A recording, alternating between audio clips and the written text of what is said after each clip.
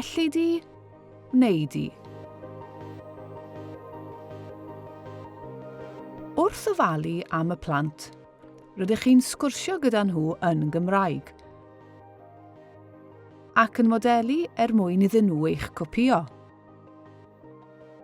Fel rydych chi'n gwybod, mae'n bwysig iawn bod y plant yn eich clywed yn siarad Cymraeg gyda'ch cydweithwyr hefyd, fel ei bod yn cael ei trochi'n llwyr yn yr iaith. O ddydd i ddydd yn yr ysgol, byddwch chi'n gofyn i'r plant wneud rhyw weithgaredd neu gilydd, ac yn gofyn cydweithwyr am gymorth. Mae'r patrymau yn yr uned yma'n ddefnyddiol ar gyfer y ddau beth yma. Gadewch i ni ddechrau gyda chwestiwn sy'n holi ydy rhywun yn fodlon gwneud rhywbeth. Yn Saesneg, beth dyn ni'n holi ydy will you. Wneud i symud draw? Wneud i agor y drws? Yr ateb i'r cwestiynau yma ydy gwnaf neu na wnaf. Ar gyfer gofyn cwestiwn i fwy nag un person, dyma'r patrwm. Wnewch chi symud draw? Wnewch chi agor y drws?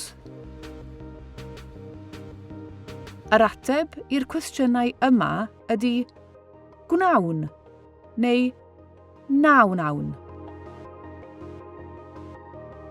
Gadewch i ni edrych ar gwestiwn tebyg sy'n holi ydy rhywun yn gallu gwneud rhywbeth. Mae hwn ychydig yn wahanol i'r hyn dyn ni newydd ei ymarfer.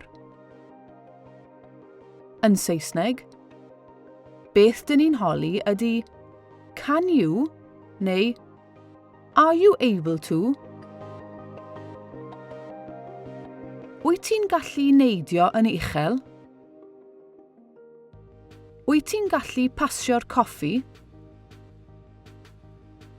Ffordd arall i ofyn union yr un cwestiwn yw newid wyt ti'n gallu am elli di.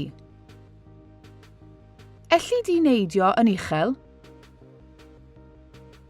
Elli di basio'r coffi?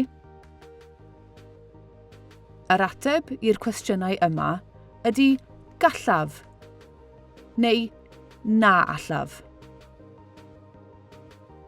Ar gyfer gofyn cwestiwn i fwy nag un person, dyma'r patrwm. Dych chi'n gallu cropian? Dych chi'n gallu ffonio mam Caden? Ffordd arall i ofyn union yr un cwestiwn ydy newid dych chi'n gallu am allwch chi. Allwch chi gropian? Allwch chi ffonio mam Caden?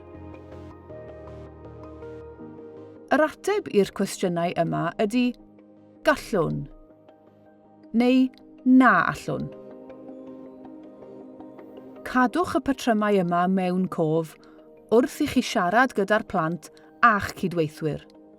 A chofiwch ddefnyddio'r atebion priodol os bydd rhywun yn gofyn y cwestiynau yma i chi.